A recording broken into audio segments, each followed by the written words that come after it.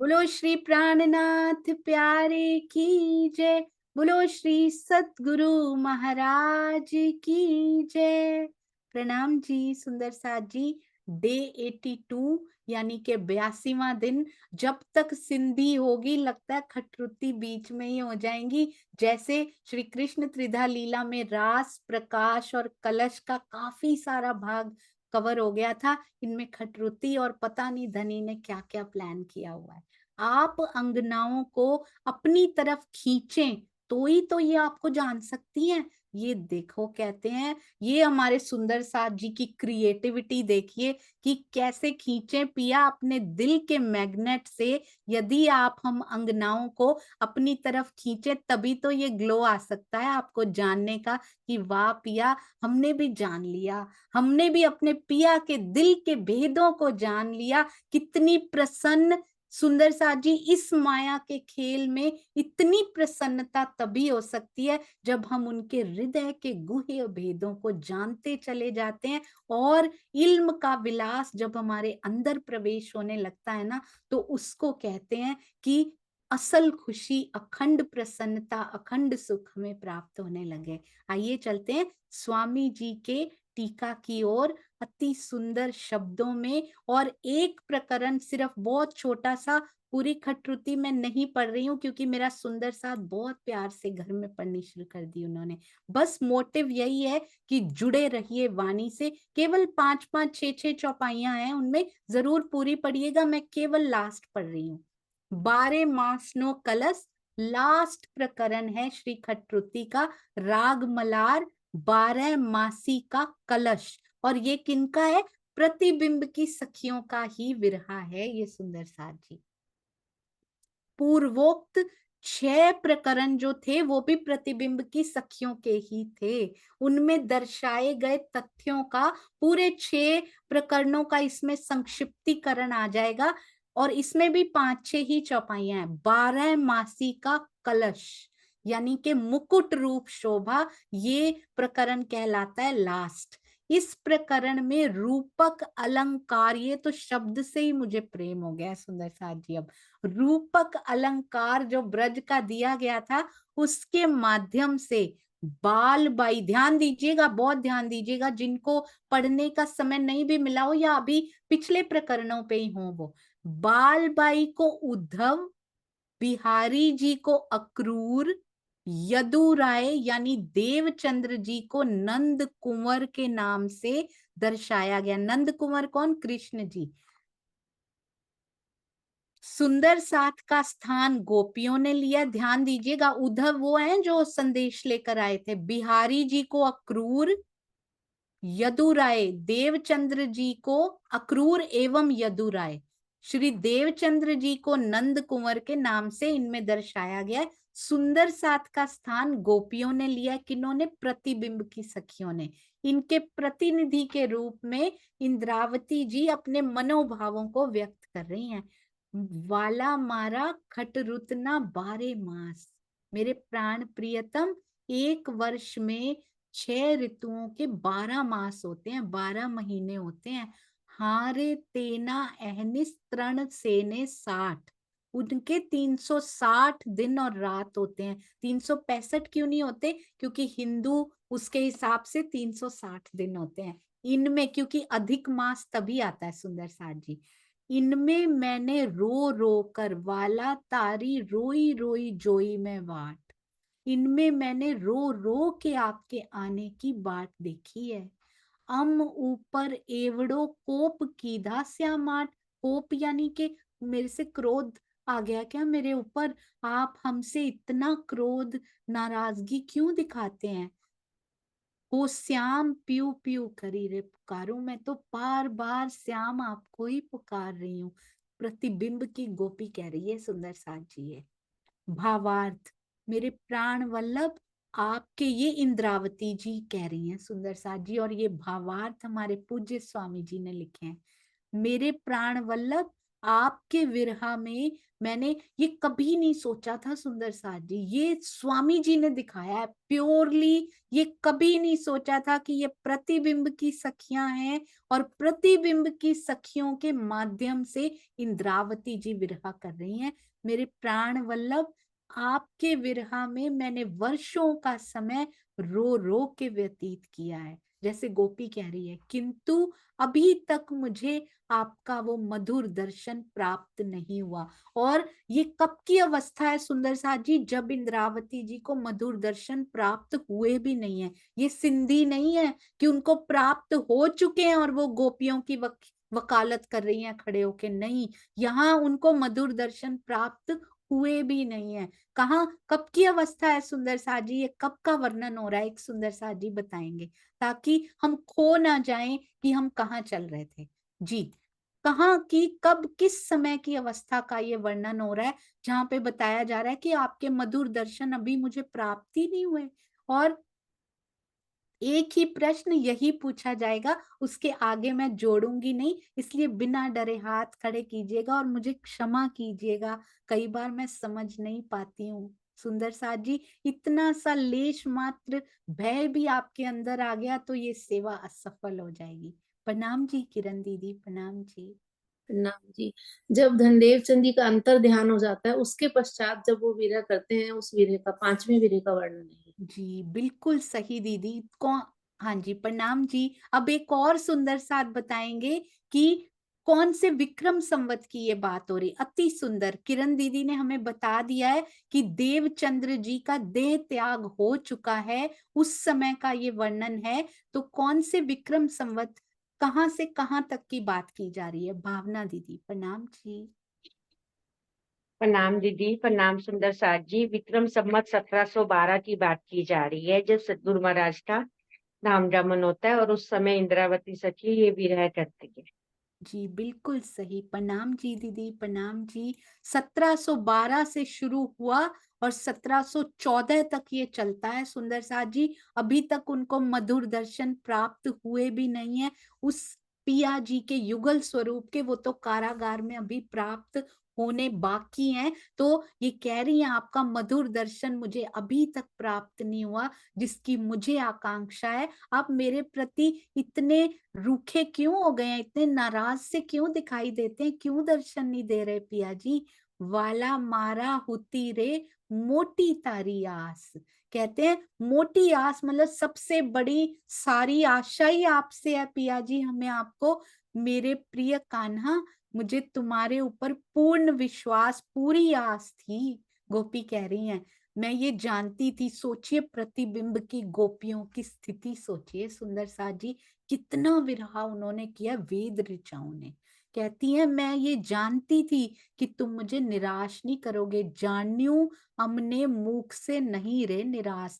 कितना प्रखर विरह और कितना आवश्यक था हमारे लिए जानना कि ब्रह्मवाणी में इनको स्थान दिया गया, ये श्रीमद् भागवत में लिखवाया गया इनका विरह, और इतना एक्सप्लेन करके पूरी प्रतिबिंब की रास का वर्णन वहां पे किया गया है।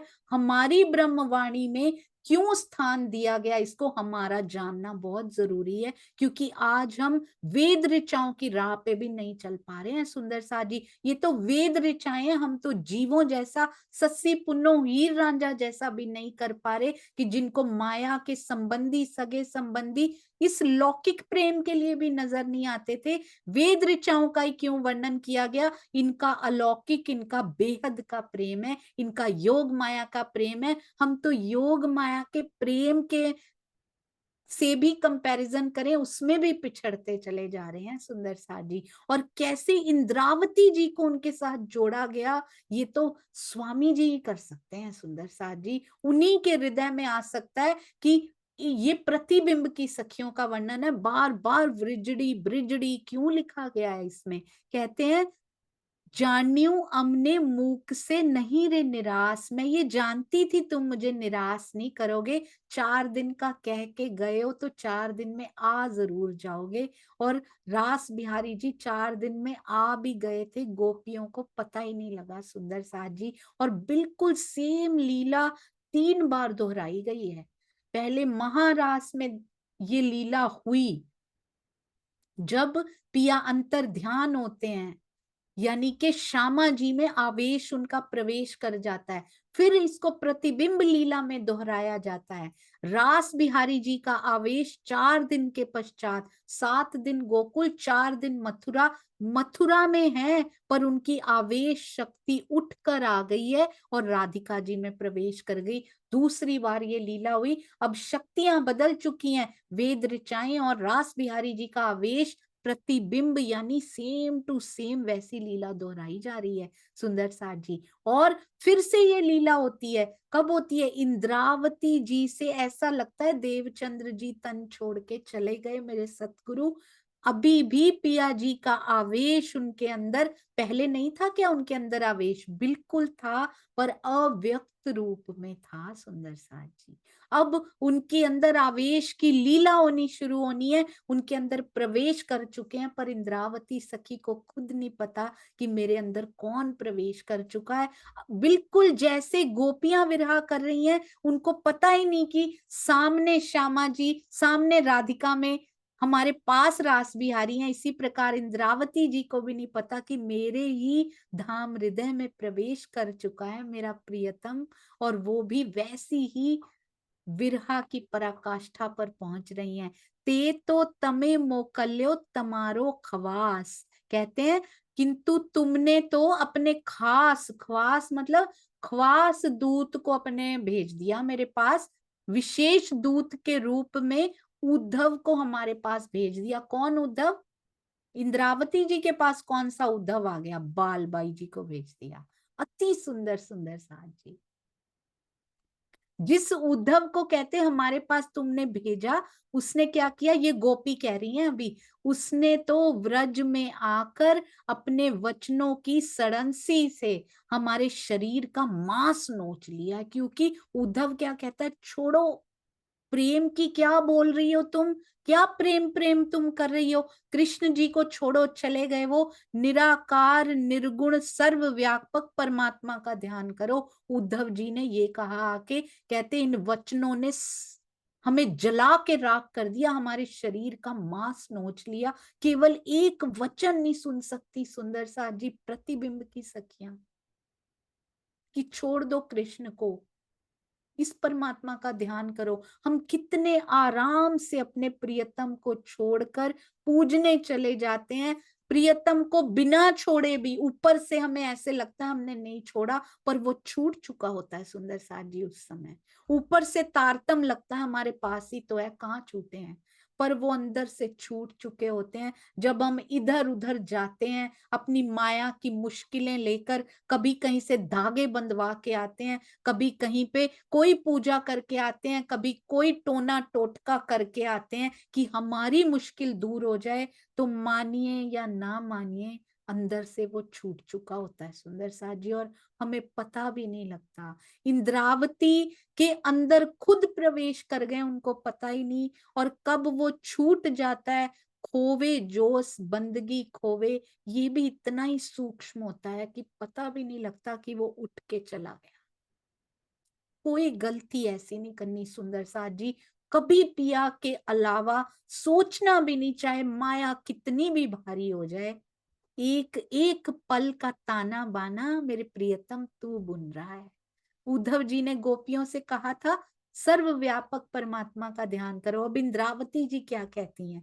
कहती हैं मेरे जीवन के आधार, जब आपने सदगुरु धनी श्री देवचंद्र जी के पंच भौतिक तन का परित्याग किया, उधर कृष्ण दूर हुए हैं, इधर क्या हुआ है? साथ साथ कंपैरिजन चल रहा है। देवचंद्र जी दूर हुए हैं इनसे, ऐसा लग रहा है।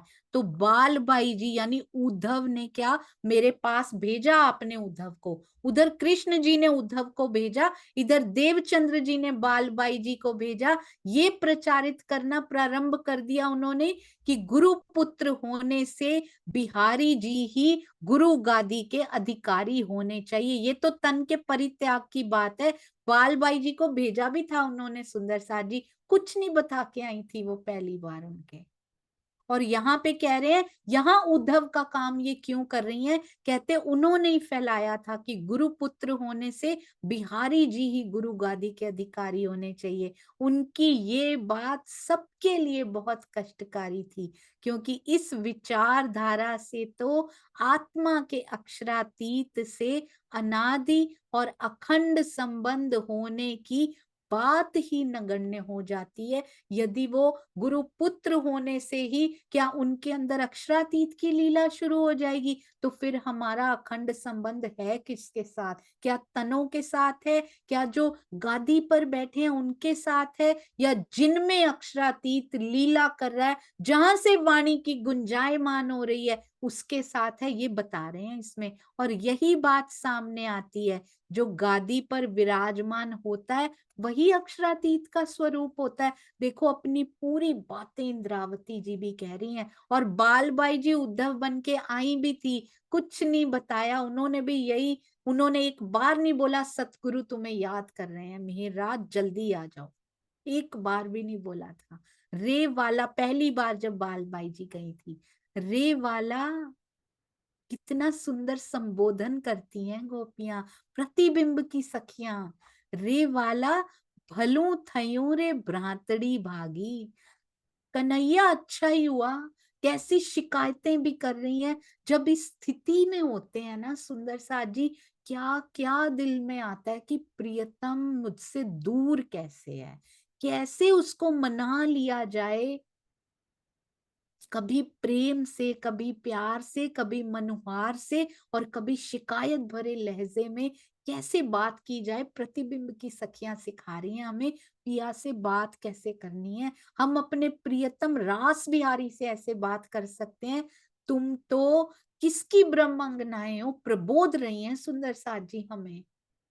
कहते हैं प्रिय कन्हैया रे वाला अच्छा युवा भलू थयूं, कि हमारी भ्रांतड़ी भागी, हमारा संशय दूर हो गया। हारे तारे संदेशड़े अमे जागी। उद्धव के हाथ ये जो तुमने संदेशा भिजवाया है ना, उससे हम और सचेत हो गए हैं और सावचेत हो गए हैं। हम हमें जागी, हम जाग गए हैं उससे तो, कि तुम ऐसा भी कर सकते हो। हारे एणे वचने हृदय आग लागी। कहते इन वचनों से तुम्हारा जो संदेश आया, उस संदेश को पढ़ा भी नहीं है गोपियों ने, अभी तो उद्धव के मुख से ये सुन के ही सुंदर साथ जी कहते ये जो संदेश तुमने भेजा है हमारे लिए, पढ़ा भी नहीं। कहते टुकड़ा टुकड़ा करके गोपियों ने एक एक कागज उनके इतना इतना पढ़े बिना ही कि मेरे कन्हैया ने भेजा ये संदेश। पर अब जब उद्धव से सुन रही हैं कि ये समझाने भेजा है हमें, ऊपर से पिया ऐसे समझाते हैं, ये भी हमें बताया है इसने। अंदर आकर बैठ जाते हैं, दूर जाते नहीं है। श्यामा जी के अंदर वो विराजमान हो चुके हैं, राधा जी के अंदर, पर ऊपर से संदेशा आता है कि अब तुम क्या करो, उस परमात्मा को मानना शुरू कर दो। ये हमें बहुत सीखने की बात है सुंदर साथ जी। अंदर आके बैठे हैं और माया की परिस्थितियां ऐसी कर देते हैं कि हम उन्हीं को पुकारने लग जाते हैं कि पिया कहाँ हो, भूल जाते हैं सुंदर साथ जी। होते बिल्कुल अंदर हैं, और पुकार पुकार के माया की परिस्थिति कह रही होती है कि फलानी जगह जाओ, तुम्हारी मुसीबत दूर हो जाएगी। कभी ना जाना, कभी ना जाना। सीख लेना इस प्रसंग से। हमारे ही अंदर बैठा है बातुनी, और जाहिरी उद्धव को भेज रहा है कि जाओ उधर पूजा कराओ, तुम्हारी मुश्किल दूर हो जाएगी। कभी नहीं जाना सुंदर साथ जी। ईमान की परीक्षा होती है ये। कहते हैं अच्छा ही हुआ, हमारा संशय दूर हो गया। हारे एणे वचने हृदय आग लागी। तुम्हारे संदेश से हमारे हृदय में दुख की ज्वालाएं धधक रही हैं। हवे अमे जान्यू चौकस अमने त्यागी। कहते अब हम अच्छे से चौकस होके जान गई हैं कि तुमने हमारा त्याग कर दिया है, तुमने हमें छोड़ दिया है। हम भी कहते हैं ना पिया कहाँ हो, मेरे साथ ही ऐसा क्यों हुआ, हो कहाँ तुम, अगर मेरे साथ हो तो ऐसा क्यों हो रहा है। लोग तो बड़े सुखी बैठे हैं, मेरे साथ ही क्यों हो रहा है। कभी नहीं डिगना सुंदर साथ जी। कहते हैं ऐसे लगता है ये तो प्रेम में कह रही हैं, हम तो माया से दुखी होके कहते हैं इन गोपियों से सीख लीजिए कैसे बात करनी है पिया जी से। इनको अच्छी बात करनी आती है अपने प्रियतम रास बिहारी जी से, हमें नहीं आ रही सुंदर साथ जी।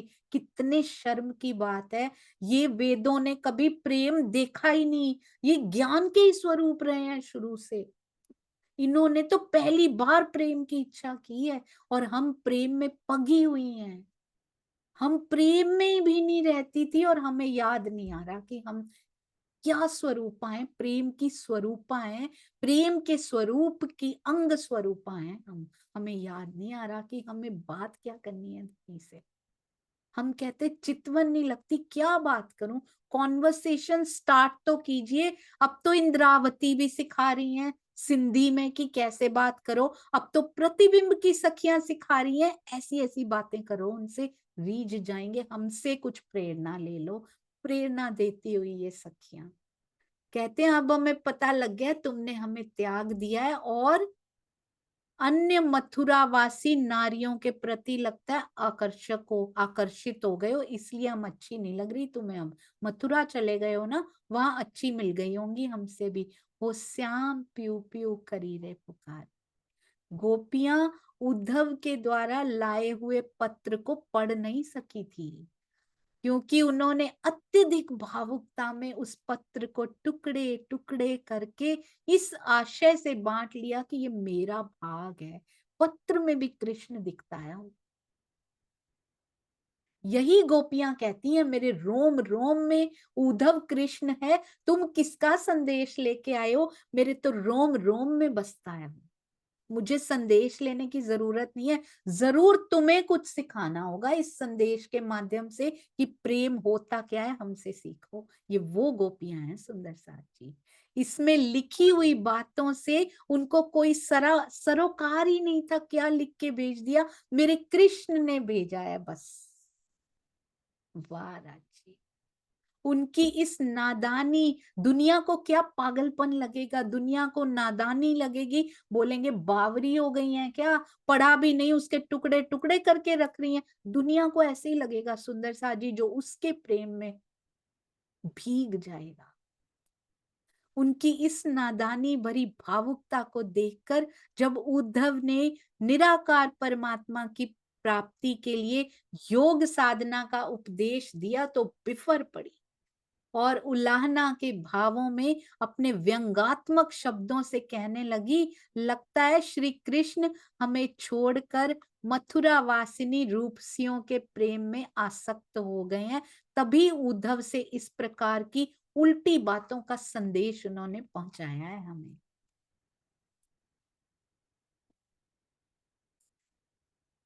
श्री कृष्ण जी श्री इंद्रावती जी कहती हैं मेरे प्राण प्रियतम इसको कैसे जोड़ रहे हैं सुंदर साथ जी। जब बिहारी जी मेरे पास आपका संदेश लेकर आए, इससे जोड़ रही हैं, और उन्होंने ये कहा कि मिहिर राज सदगुरु महाराज तो तुम्हें जरा भी याद नहीं करते। सोचिए, ये भी पत्र लेकर आए हैं और उनके पत्र में, उनके संदेश में यही झलक रहा है कि वो तुमको याद नहीं करता, तो इसलिए तुम उसको छोड़ो, तुम निराकार परमात्मा को ध्याना शुरू कर दो, उसके ध्यान में अपनी जिंदगी बिताओ। अब यही कहा उन्होंने बिहारी जी ने, सतगुरु तुमको याद नहीं करते, छोड़ो, बस दवाई दे दो उनके लिए, अंबर कस्तूरी दे दो, इत्र दे दो, ठीक हो जाए बस। वो एक बार भी नहीं बताया, उद्धव भी नहीं बता रहे गोपियों को सुंदर साथ जी, याद भी नहीं करते ना तुम्हें चाहते हैं।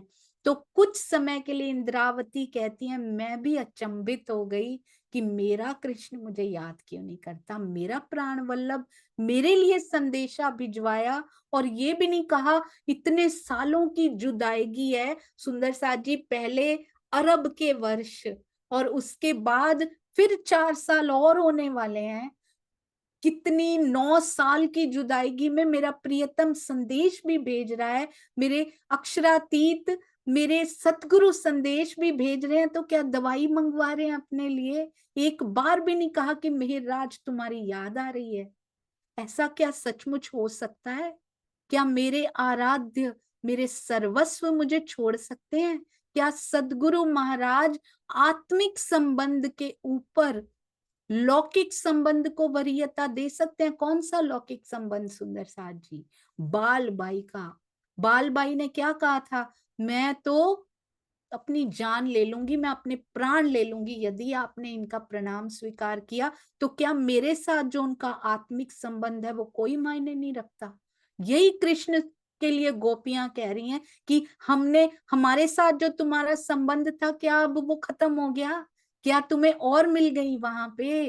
कितने ताने भी मार रही हैं, यही सोच रहे हैं। देखो इंद्रावती जी के हृदय की क्या हालत हो रही है, जो इतना प्रेम, जो झोंक दे स्वयं को, नौकरी वोकरी सब छोड़ के अरब चल दिए सुंदर साथ जी एक इशारे पर। और उसके पहले भी विकार छोड़ने के, उसमें पूरा शरीर अपना सुखा के जिसने कांटा कर दिया था, सोचिए उसके दिल पे क्या बीत रही है कि मेरे सतगुरु ने एक एक मैसेज, संदेश भी भेजा तो उसमें ये नहीं कहा कि मैं तुम्हें याद कर रहा हूं।